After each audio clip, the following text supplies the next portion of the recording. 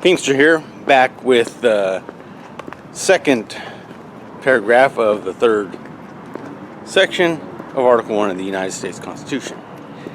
This deals with how the terms of the senators are and what happens during a vacancy. And that has changed. So here it is. Immediately after they shall be assembled in consequence of the first election, they shall be divided equally as may be into three classes. The seats of the senators of the first class shall be vacated at the expiration of the second year, of the second class at the expiration of the fourth year, and the third class at the expiration of the sixth year, so that 1/3 may be chosen every second year.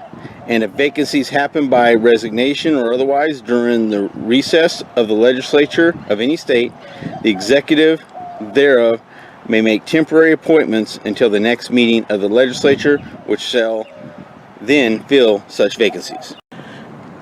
Understand that the idea was to have the Senate to be more deliberative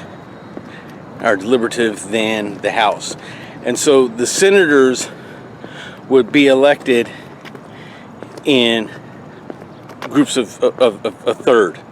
And so to start off, they had three classes of senators, and they still have this. But the first class was going to be re-elected after 2 years, and then it would be 6 after that.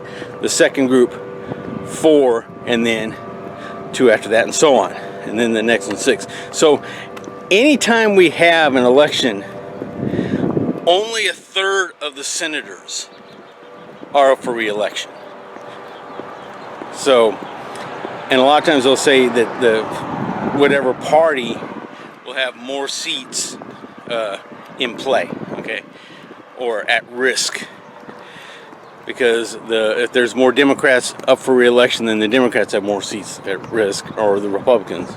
And so it will happen either way. So there's only 1/3 of the senators, either 33, or 34.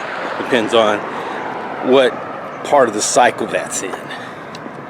And that was to make it more deliberative. And the Senate, once again, is 6 years. And this was to slow down passions if the people want to really do something. The Senate was kind of like this, there'd be a buffer, like no, let's wait, let's think about this. That was kind of the idea behind it. The second part, while it was changed by amendment, does have relevance for history, and it's kind of applicable today. So when there's a vacancy in the Senate, instead of having a special election, usually the executive, the governor, will pick somebody to be the senator, as a replacement. So the government really will choose who the replacement is, and that's usually what happens. And then there's a special, then the senator will be immediately up for a election next time, and then we'll have their elections at the normal time. So that's really how that works. So we have 1/3 of the senators up for re-election every 2 years, and the governor picks for vacancies, even though that's kind of changed by amendment, but in practice it still works the same way due to the nature of the amendment, which we'll get to later. So that's it for today. Hope you all have a blessed day. God bless America.